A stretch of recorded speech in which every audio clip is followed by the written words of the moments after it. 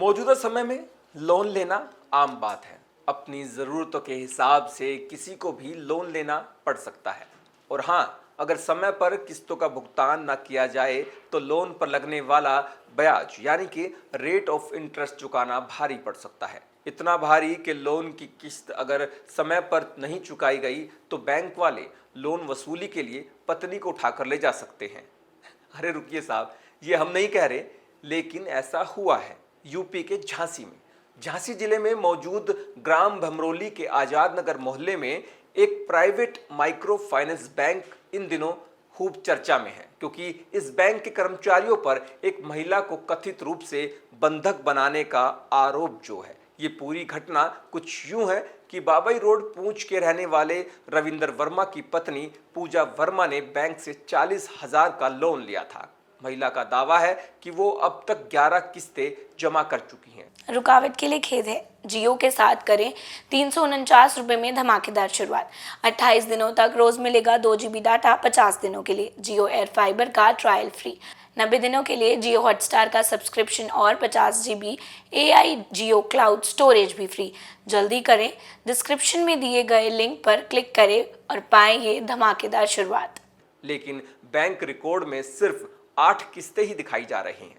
आरोप है कि बैंक एजेंट कौशल और धर्मेंद्र ने 3 किस्तों की राशि हड़प ली। इस मामले में सबसे चौंकाने वाली बात यह है कि सोमवार को दोपहर 12 बजे महिला को कथित तौर पर जबरन बैंक के अंदर बैठा लिया गया।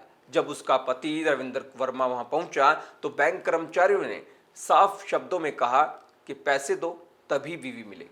ये शब्द न सिर्फ क्रूरता की मिसाल बन गए, बल्कि ये पूरे बैंकिंग सिस्टम और कानून व्यवस्था की भी पोल खोलते हैं।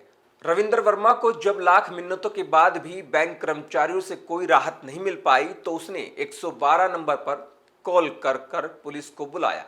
पुलिस के पहुंचते ही बैंक कर्मचारियों ने आनन फानन में महिला को छोड़ दिया। ये घटना न सिर्फ बैंक के अमानवीय रवैये को उजागर करती है, बल्कि ये भी बताती है कि किस तरह आम आदमी को उसकी ही मेहनत की कमाई लूट कर डराया धमकाया जा रहा है।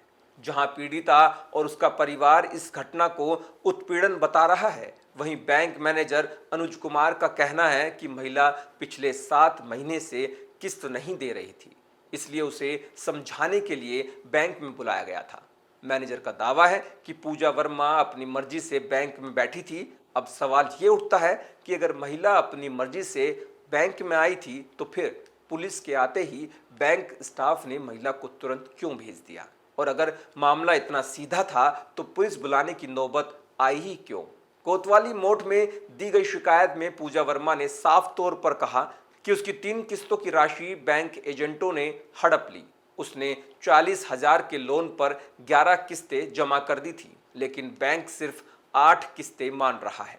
ये सीधे तौर पर एक बड़े घोटाले की ओर इशारा करता है, जिसमें एजेंट, बैंक कर्मचारी और शायद मैनेजमेंट तक शामिल हो सकते हैं। अगर ये आरोप सही है तो ये सिर्फ एक परिवार की कहानी नहीं, बल्कि सैकड़ों गरीब परिवारों के शोषण का नमूना हो सकता है। इस घटना ने एक बार फिर ये सवाल खड़ा कर दिया कि क्या वाकई प्राइवेट फाइनेंस कंपनियों और माइक्रो फाइनेंस संस्थाओं के पास गरीबों की गरिमा को कुचलने का अधिकार है।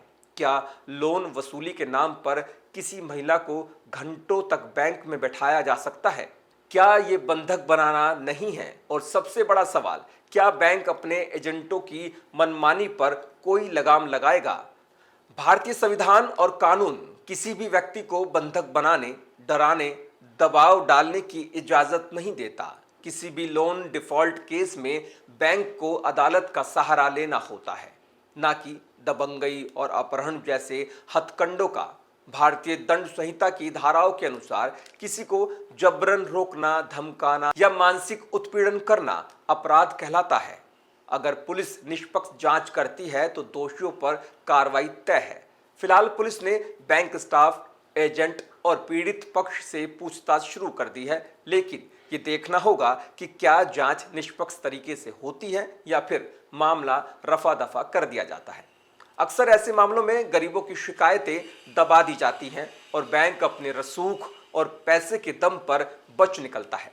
झांसी की घटना केवल एक महिला और उसके परिवार की कहानी नहीं है, बल्कि ये पूरे बैंकिंग सिस्टम के उन काले पहलुओं को उजागर करती है जो माइक्रो फाइनेंस की आड़ में गरीबों का शोषण कर रहे हैं।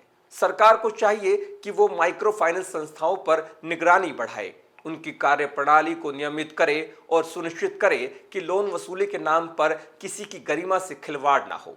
इस घटना ने महिला सुरक्षा, बैंकिंग नैतिकता और मानवाधिकार इन सभी पर गंभीर सवाल खड़े कर दिए हैं।